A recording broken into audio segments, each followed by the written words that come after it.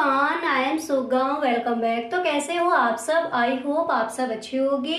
स्वागत है आप सभी का आपके अपने एसपी स्टडी यूट्यूब चैनल पर। तो गाइस जैसा कि आपने कहा था कि आपको केमिस्ट्री के जो आपके इम्पोर्टेंट क्वेश्चन है इस बार के बोर्ड एग्जाम के लिए वो हम आपको बताएं, ठीक है। तो जो आपके महत्वपूर्ण क्वेश्चन है उन पर यहाँ पर हम डिस्कस करेंगे, तो आपको ये वीडियो पूरा देखना है, ठीक है।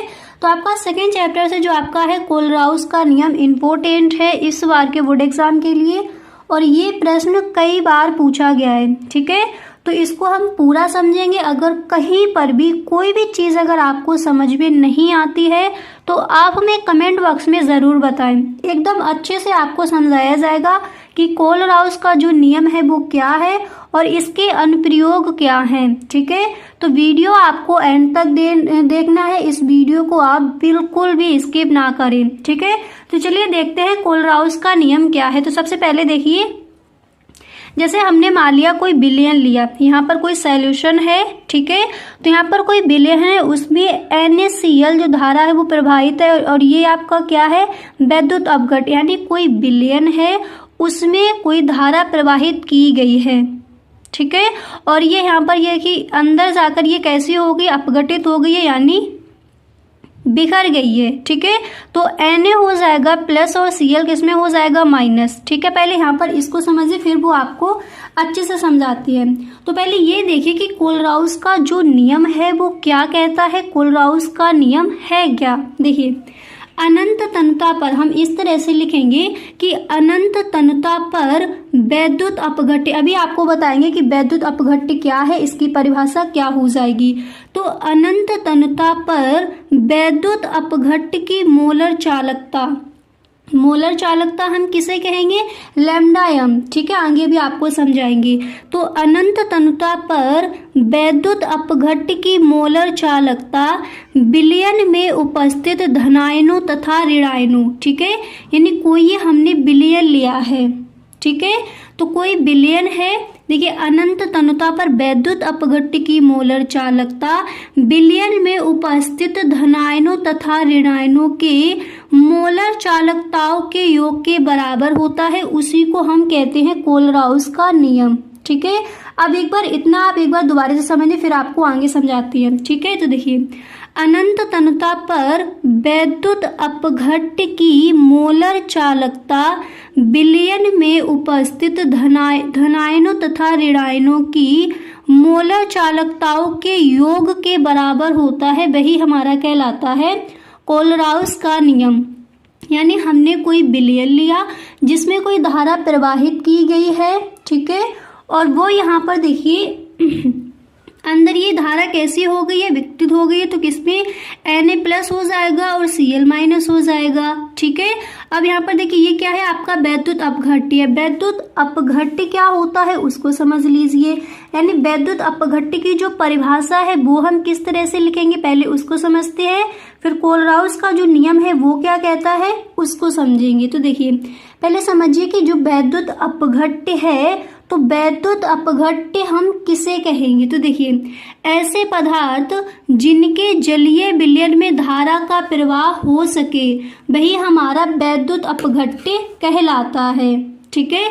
यानी ऐसे पदार्थ जिनमें जलीय विलयन में धारा का प्रवाह हो सके, कोई जलीय विलयन है उसमें जो धारा है, ये धारा इसका प्रवाह हो सके, वही हमारा कहलाता है वैद्युत अपघट्य। अच्छे से समझ आ गया। अब एक बार कोलराउस का जो नियम था उसको देख लीजिए, फिर आपको यहाँ पर समझाएंगे, ठीक है। तो देखिए, अगर गाइस आपको कोई भी चीज समझ में ना आए तो please tell me in the comment box. देखिए, अनंत तनुता पर वैद्युत अपघट्य, ठीक है, अनंत तनुता पर वैद्युत अपघट्य की मोलर चालकता यानी लैम्डा एम विलयन में उपस्थित, कोई आपका विलयन है, विलयन में उपस्थित धनायनों तथा ऋणायनों की मोलर चालकताओं के योग के बराबर होता है। ये कहता है कोलराउस का नियम। यानी इसको हम इस तरह से लिख सकते हैं, यहाँ पर देखिए, यानी इसको हम इस तरह से लिख सकते हैं, लैम्डा एम बराबर NaCl, लैम्डा एम यानी NaCl अनंत तनुता पर वैद्युत अपघट्य की मोलर चालकता विलयन में उपस्थित धनायनों तथा ऋणायनों की मोलर चालकताओं के योग के बराबर होता है। तो यहाँ पर ये लैम्डा एम क्या हो जाएगा, ये हो जाएगा मोलर चालकता। यानी कहा गया है अनंत तन्यता पर वैद्युत अपघट्य की मोलर चालकता यानी लैम्डा एम विलयन क्या है, NaCl। ठीक है, तो विलयन में उपस्थित NaCl धनायन, तो इसको हम लिख सकते हैं लैम्डा एम धनायन और ऋणायन के, धनायन क्या दिया गया, तो धनायनों तथा ऋणायनों की मोलर चालकताओं यानी मोलर चालकताओं के योग के बराबर होता है। तो इसको हम इस तरह से लिख सकते हैं मोलर चालकता। यहाँ पर ये माइनस ने ये दिया गया कि मोलर चालकता लिखा गया है। ठीक है, तो lambda M NaCl lambda N Na+ हो जाएगा। इसके बाद इसके योग के बराबर होता है तो हम कर देंगे प्लस लैम्डा एन, और यहाँ पर ये हमारा क्या हो जाएगा, जैसे कि हमें दिया गया था कि अनंत तन्यता पर। ठीक है, तो फिर यहाँ पर ये हो जाएगा Cl-। आई होप आपको समझ आ गया होगा। देखिए, अनंत तन्यता पर वैद्युत अपघट्य की मोलर चालकता विलयन में उपस्थित धनायनों तथा ऋणायनों की मोलर चालकताओं के योग के बराबर होता है। इस तरह से समझिए। ठीक है, यही हमारा कहलाता है कोलराउस का नियम। तो इसको हम इस तरह से लिख सकते हैं। आशा करती हूँ अच्छे से आपको ये क्लियर हो गया होगा। ठीक है, और वैद्युत अपघट्य हम किसे कहते हैं, हम देख चुके, ऐसे पदार्थ जिनके जलीय विलयन में धारा का प्रवाह हो सके वैद्युत अपघट्य कहलाता है। ठीक है, इस तरह से। अब यहाँ पर देखिए कोलराउस के नियम के जो अनुप्रयोग है वो कौन कौन से हैं। कहीं पर भी कोई भी चीज़ अगर समझ में ना आए तो आप हमें कमेंट बॉक्स में ज़रूर बताएं। ठीक है, दोबारा से आपको पूरा समझा दिया जाएगा। ठीक है, तो देखिए कोलराउस के नियम के अनुप्रयोग क्या है। देखिए कोलराउस के नियम का जो प्रयोग है वियोजन की कोटि ज्ञात करने में किया जाता है। ठीक है, वियोजन की कोटि ज्ञात करने में कोलराउस के नियम का जो प्रयोग है, अनुप्रयोग है, वो किया जाता है। ठीक है, अब किस तरह से किया जाता है और इसको हम किस तरह से लिखेंगे उसको भी यहाँ पर समझ लेते हैं। ठीक है, तो देखिए आप इसको इस तरह से लिखोगे कि किसी, पूरा आपको समझाएंगे किस तरह से ये है। देखिए, किसी सांद्रता पर वैद्युत अपघट्य की मोलर चालकता, किसी सांद्रता पर वैद्युत अपघट्य की मोलर चालकता तथा अनंत तन्यता पर वैद्युत अपघट्य की चालकता के अनुपात को वियोजन की कोटि कहते हैं। ठीक है, देखिए किसी सांद्रता पर वैद्युत अपघट्य किसे कहेंगे, ऐसे पदार्थ जिनके जलीय विलयन में धारा का प्रवाह हो सके उसे हम कहते हैं वैद्युत अपघट्य। तो किसी सांद्रता पर वैद्युत अपघट्य की मोलर चालकता यानी लैम्डा एम, ठीक है, मोलर चालकता तथा अनंत तन्यता पर, ठीक है, अनंत तन्यता पर वैद्युत अपघट्य की चालकता के अनुपात को वियोजन की कोटि कहते हैं। तो हम इसको किस तरह से लिख सकते हैं, देखिए हम इसको इस तरह से भी लिख सकते हैं। देखिए कि अल्फा बराबर lambda M C upon lambda अनंत एम। ठीक है, इस तरह से भी हम इसको लिख सकते हैं। यानी कहा गया कि किसी सांद्रता पर वैद्युत अपघट्य की मोलर चालकता तथा अनंत तन्यता पर वैद्युत अपघट्य की चालकता के अनुपात, ठीक है, इस तरह से लिखेंगे तो इसको अनुपात कह देंगे। चालकता के अनुपात को वियोजन की कोटि कहते हैं। तो अल्फा बराबर lambda M C upon lambda अनंत एम हो जाएगा। इस तरह से इसको हम लिख सकते हैं। आई होप अच्छे से आपको समझ आ गया होगा कि कोलराउस का नियम क्या है और यहाँ पर जो वैद्युत अपघट्य है वो हम किसे कहते हैं और इसके अनुप्रयोग क्या हो जाएंगे। तो इम्पोर्टेंट है, कई बार ये प्रश्न पूछा गया है। अब इसको हम एक बार दोबारा से समझ लेते हैं ताकि कहीं पर भी हमें कोई भी डाउट ना रहे। ये जो टॉपिक है आपका कोलराउस का नियम, इसको लेकर। तो देखिए कोलराउस का नियम क्या कहता है, अनंत तन्यता पर वैद्युत अपघट्य की मोलर चालकता यानी लैम्डा एम, मोलर चालकता यानी लैम्डा एन। तो अनंत तनुता पर वैद्युत अपघट्य किसे कहेंगे? ऐसे पदार्थ जिनके जलीय विलयन में धारा का प्रवाह हो सके, ऐसे पदार्थ जिनके जलीय विलयन में धारा का प्रवाह हो सके वही कहलाता है वैद्युत अपघट्य। तो अनंत तनुता पर वैद्युत अपघट्य की मोलर चालकता विलयन, ये आपका पूरा क्या एक सॉल्यूशन है, विलयन है।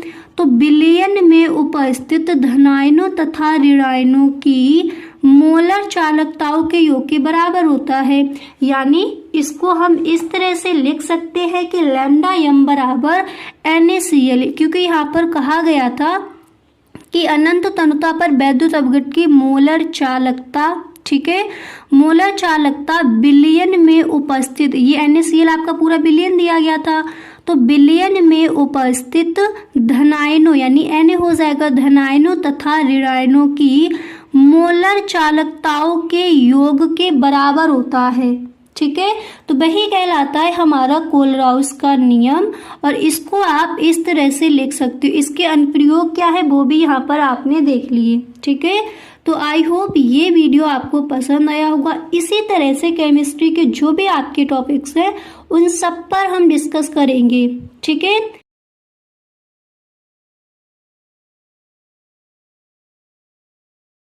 तो गाइस जैसा कि आपने कहा था कि आपको केमिस्ट्री के जो भी आपके महत्वपूर्ण क्वेश्चन है वो हम आपको बताएं, ठीक है।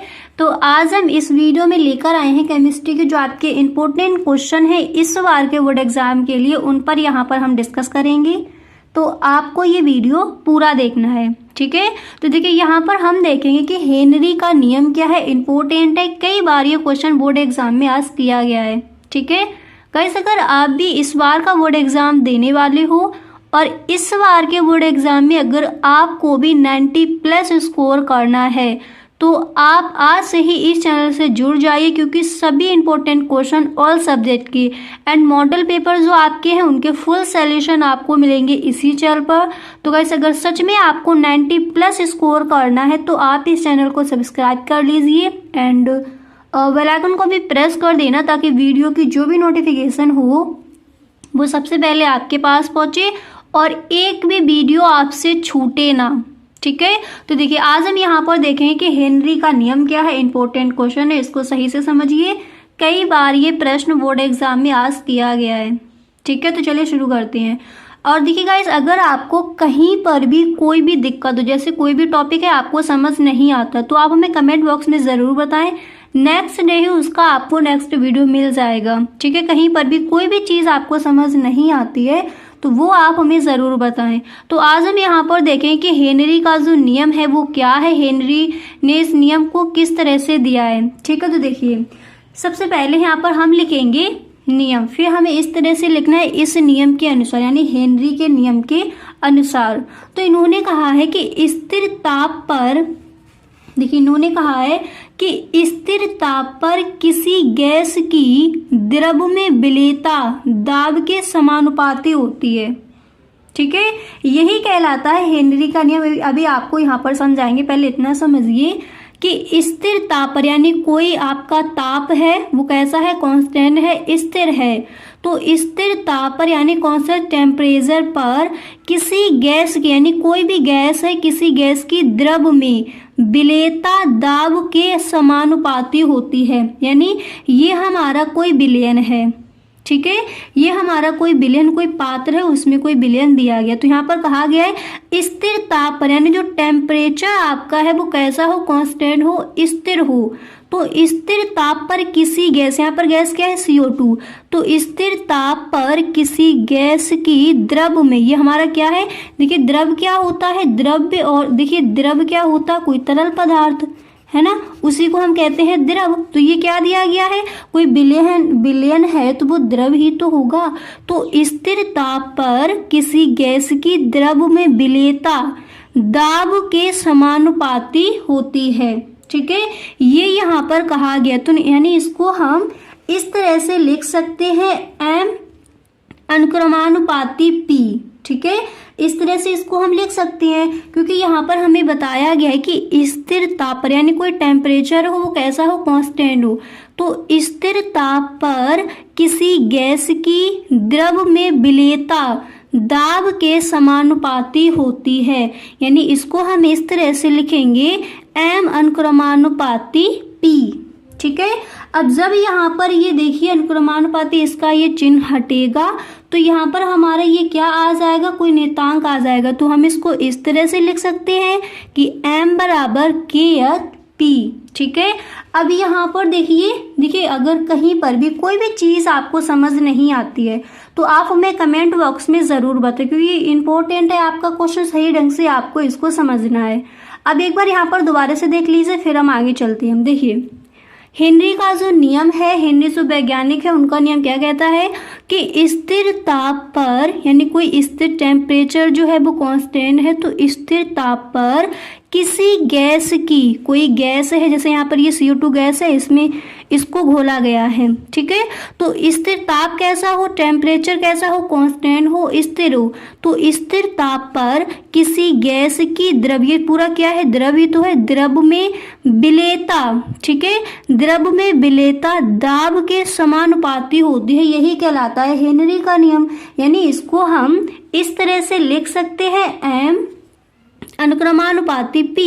जब हम यहाँ पर इसका ये चिन्ह हटाएंगे तो यहाँ पर हमारा कोई नियतांक आ जाएगा, तो ये हो जाएगा m बराबर KH P। इतना समझ आ गया, यही होता है हेनरी का नियम। अब यहाँ पर देखिए जो ये m दिया गया है ये क्या है, इसको समझिए। तो m यहाँ पर दिया गया घुली गैस की मात्रा, ठीक है, और KH क्या, हेनरी नियतांक है, और P यहाँ पर क्या है, ये हो जाएगा दाब। ठीक है, अब एक बार दोबारा से डेफिनेशन को पढ़ लीजिए, अच्छे से आपको समझ आ जाएगा। तो यहाँ पर हमें बताया गया था कोई स्थिर ताप हो, स्थिर ताप पर किसी गैस की, यानी स्थिर ताप इसका टेम्परेचर कैसा हो, कांस्टेंट हो, तो स्थिर ताप पर किसी गैस की द्रव में विलेयता, यानी घुला हुआ विलेयता दाब के समानुपाती होता है। तो इसको हम इस तरह से लिखेंगे m अनुक्रमानुपाती P, और ये बराबर क्या आ जाएगा, m बराबर KH P, जहाँ m क्या है, घुली गैस की मात्रा है, KH क्या है, हेनरी नियतांक है, और P क्या है, ये है हमारा दाब। क्लियर। अब इसके बाद देखिए क्वेश्चन आपका ये भी पूछा जाता है कि हेनरी के नियम की सीमाएं क्या हैं, वो आती हैं। ठीक है, पूछी जाती हैं हेनरी के नियम की सीमाएं कौन कौन से, तो चलिए उनको भी देख लेते हैं। आई होप आपको यहाँ पर अच्छे से क्लियर हो गया होगा कि हेनरी का जो नियम है वो क्या है। ठीक है, अब देखिए इनके नियम की जो सीमाएं हैं वो कौन कौन सी हैं, उनको भी देख लेते। देखिए तो हेनरी के नियम की जो सीमाएं हैं, देखिए यह टन विलयन पर लागू होता है। हेनरी के नियम की जो सीमाएं हैं वो क्या क्या है, यह किस पर लागू होता है, टन विलयन पर। ठीक है, यह टन विलयन पर लागू होता है। इसके बाद सेकंड यहाँ पर दिया गया है, आप देख सकते हो कि यह उच्च ताप तथा निम्न ताप पर कार्य करता है। हेनरी का जो नियम है उसकी जो सीमाएं हैं वो क्या है, उनको देख लीजिए। इस तरह से आपको वीडियो देखना है कि यहीं पर आपको सही ढंग से सारी चीजें याद हो जाए। तो हेनरी का नियम क्या था, एकदम से याद कर लीजिए। स्थिर ताप पर किसी गैस की द्रव में विलेयता दाब के समानुपाती होती है, हम उसको लिख सकते हैं m अनुक्रमानुपाती P। और फिर जब इसका हम अनुक्रमानुपाती का चिन्ह को हटाएंगे तो यहाँ पर कोई हमारा नियतांक आ जाएगा, तो ये हो जाता है, उसको हम लिख सकते हैं इस तरह से m बराबर KH P, यही हो जाता है हेनरी का नियम। ठीक है, इसके बाद हेनरी के नियम की सीमाएं कौन कौन सी हैं, तो यह टन विलयन पर लागू होता है, दूसरा यह उच्च ताप तथा निम्न दाब पर कार्य करता है। इसके बाद यहाँ पर थर्ड नंबर पर हमें दिया गया है, देखिए कि यह उन गैसों पर लागू होता है जो विलायक से क्रिया नहीं करते हैं। ठीक है, यह कहाँ पर निर्भर होता है, देखिए यह उन गैसों पर लागू होता है जो विलायक से क्रिया नहीं करते। ठीक है, अब देखिए अब यहाँ पर देखिए नेक्स्ट आपको ये भी तैयार कर लेना है हेनरी के नियम के अनुप्रयोग क्या है। तो यहाँ पर हम देख चुके हैं हेनरी का जो नियम है, हेनरी जो आपके वैज्ञानिक तो उनका जो नियम है वो क्या है। इसके बाद हेनरी के नियम की सीमाएं कौन कौन सी हैं उनको हमने देख लिया। अब हम यहाँ पर देखेंगे कि हेनरी के नियम के जो अनुप्रयोग हैं वो कौन कौन से हैं। तो चलिए हेनरी के नियम के अनुप्रयोग देखिए, शीतल पेय पदार्थ में, ठीक है, इसके जो अनुप्रयोग है कहाँ, इसके जो प्रयोग है कहाँ कहाँ किए जाएंगे, शीतल पेय पदार्थ में। इसके बाद यहाँ पर देखिए नेक्स्ट दिया गया है गोताखोर द्वारा, ठीक है, गोताखोर द्वारा। इसके बाद नेक्स्ट यहाँ पर है फेफड़ों की क्रियाविधि में। तो हेनरी के नियम के जो अनुप्रयोग हैं वो कौन कौन से हैं एकदम से यहाँ पर याद कर लीजिए। शीतल पेय पदार्थ में, सेकंड है गोताखोर द्वारा एंड थर्ड है फेफड़ों की क्रियाविधि। अब देखिए हेनरी के नियम की सीमाएं कौन कौन सी थी उनको भी एक बार देख लेते हैं। देखिए यह तन विलयन पर लागू होता है। इसके बाद सेकंड है यह उच्च ताप तथा निम्न दाब पर कार्य करता है। इसके बाद थर्ड नंबर पर है यह उन गैसों पर लागू होता है जो विलायक से क्रिया नहीं करते। तो ये हो जाएगा हेनरी का नियम। हेनरी के नियम की जो सीमाएं हैं वो क्या है, हेनरी के नियम के जो अनुप्रयोग हैं वो क्या हैं, उन सब पर यहाँ पर हमने डिस्कस कर लिया। तो आई होप ये टॉपिक आपको एकदम सही ढंग से क्लियर हो गया होगा। इसी तरह से ऑल सब्जेक्ट के जो भी आपके इम्पोर्टेंट टॉपिक हैं उन सब पर हम डिस्कस करेंगे इस।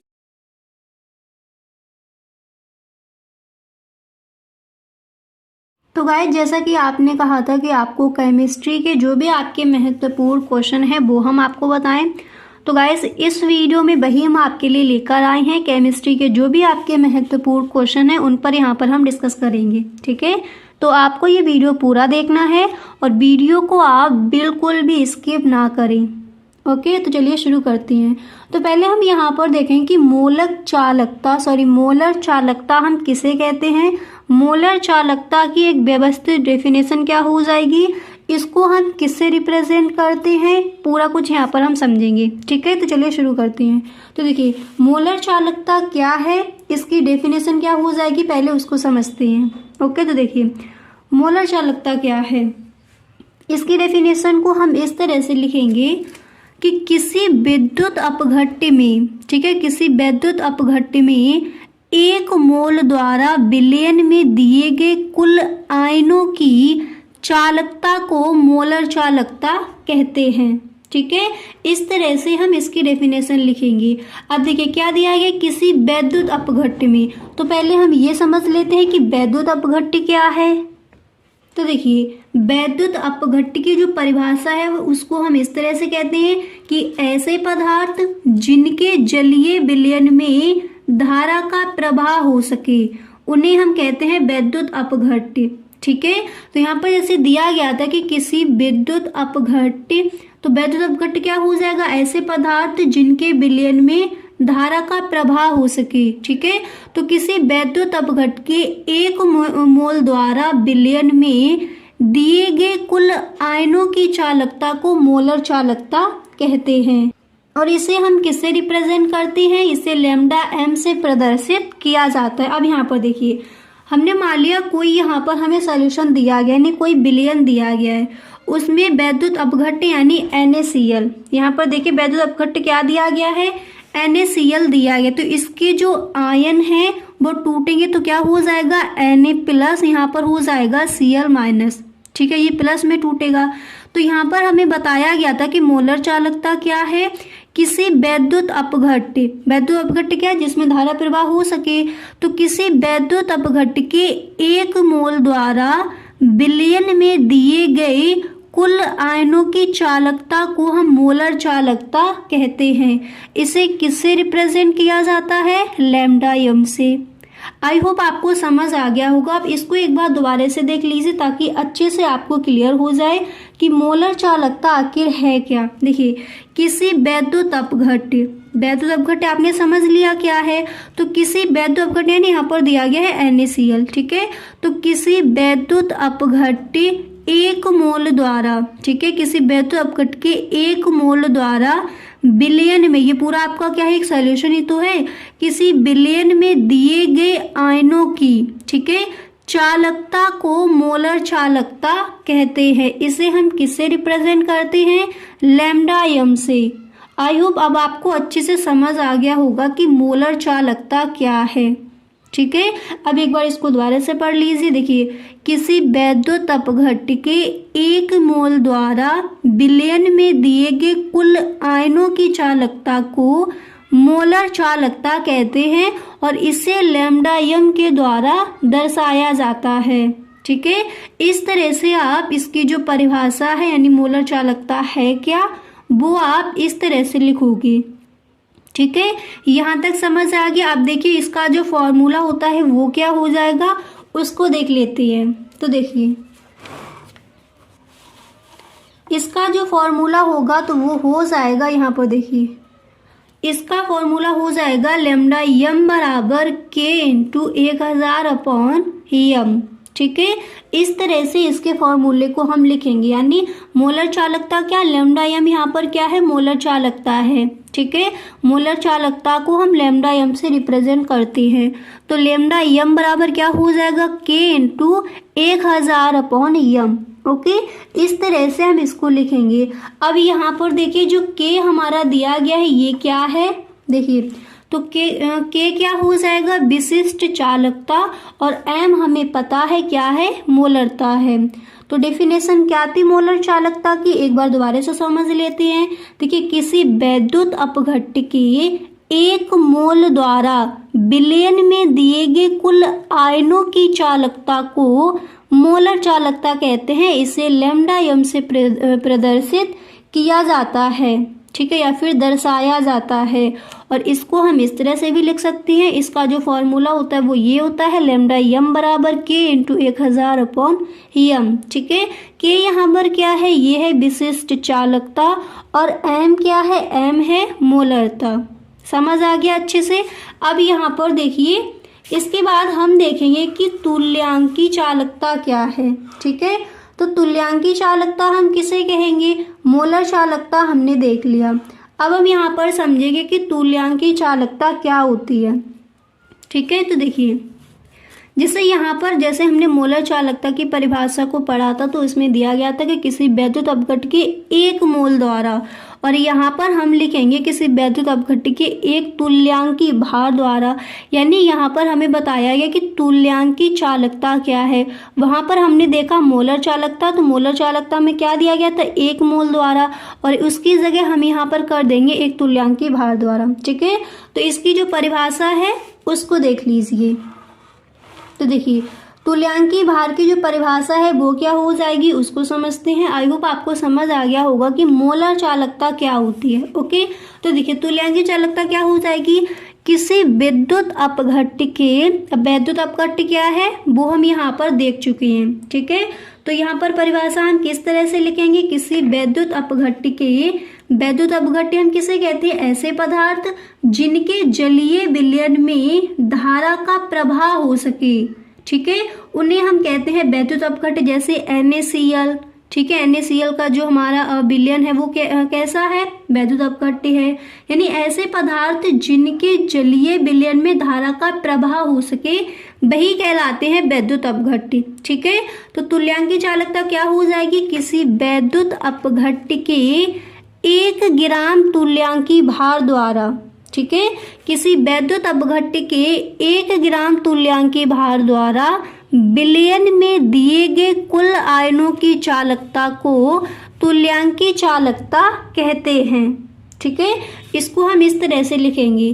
तो मोलर चालकता क्या था, किसी वैद्युत अपघट्य के 1 मोल द्वारा बिलियन में दिए गए कुल आयनों की चालकता को मोलर चालकता कहते हैं। तुल्यांकी चालकता क्या हो जाएगा, किसी वैद्युत अपघट्य के 1 ग्राम तुल्यांकी भार द्वारा बिलियन में दिए गए कुल आयनों की चालकता को तुल्यांकी चालकता कहते हैं, और इसे हम किससे रिप्रेजेंट करते हैं, तो इसे दर्शाया जाएगा लैम्डा EQ से। ठीक है, लैम्डा EQ से इसे प्रदर्शित किया जाता है। ओके, तो आई होप आपने समझ लिया होगा कि मोलर चालकता और तुल्यांकीय चालकता क्या है। इसके सूत्र को देख लेते हैं। इसी तरह से गाइस केमिस्ट्री के जो भी आपके महत्वपूर्ण क्वेश्चन है उन सब पर हम डिस्कस करेंगे। अच्छे से आप अपनी तैयारी करते रहिए और इस बार केमिस्ट्री के पेपर में आपको एक भी क्वेश्चन छोड़ के नहीं आना है, ठीक है। जो भी आपके महत्वपूर्ण टॉपिक है वो हमने आपको बता दिए हैं। इसी तरह से जो भी आपके महत्वपूर्ण क्वेश्चन है विद आंसर सभी हम आपको बताएंगे। तो अगर अभी तक आपने इस चैनल को सब्सक्राइब नहीं किया है तो गाइस कर लीजिए, बेल आइकन को भी प्रेस कर देना ताकि कोई भी वीडियो आपसे छूटे ना और वीडियो की जो नोटिफिकेशन है वो सबसे पहले आपके पास पहुंचे। ओके, अब यहाँ पर देखिए जो तुल्यांकीय चालकता है इसका जो फॉर्मूला है वो क्या हो जाएगा उसको समझते हैं, ठीक है। तो देखिए इसका जो फॉर्मूला है वो क्या हो जाएगा उसको भी देख लीजिए। तो देखिए इसका फॉर्मूला हम इस तरह से लिखेंगे कि लैम्डा ई क्यू बराबर हो जाएगा के इंटू 1000 अपॉन एन। ओके, इस तरह से हम इसको लिखेंगे। अब यहाँ पर के क्या है, के क्या था, विशिष्ट चालकता, ठीक है। इसकी डेफिनेशन को किस तरह से बताया गया था कि किसी वैद्युत अपघट्य के 1 ग्राम तुल्यांकीय भार द्वारा विलयन में दिए गए कुल आयनों की चालकता को तुल्यांकीय चालकता कहते हैं और इसे किससे प्रदर्शित किया जाता है, लैम्डा ई क्यू से इसे हम दर्शाते हैं। तो इसका हमारा फॉर्मूला यहाँ पर हो जाएगा, ये क्या है, नॉर्मलता है, ठीक है। तो लैम्डा ई क्यू बराबर हो जाएगा के इंटू 1000 अपॉन एन। के यहाँ पर क्या दिया गया है, विशिष्ट चालकता है। आई होप आपको अच्छे से समझ आ गया होगा कि मोलर चालकता और तुल्यांकीय चालकता क्या है, इनमें जो डिफरेंस है वो क्या होता है वो भी यहाँ पर आपने अच्छे से समझ लिया, ठीक है। तो गाइस आज के लिए बस इतना ही, मिलते हैं नेक्स्ट टॉपिक में।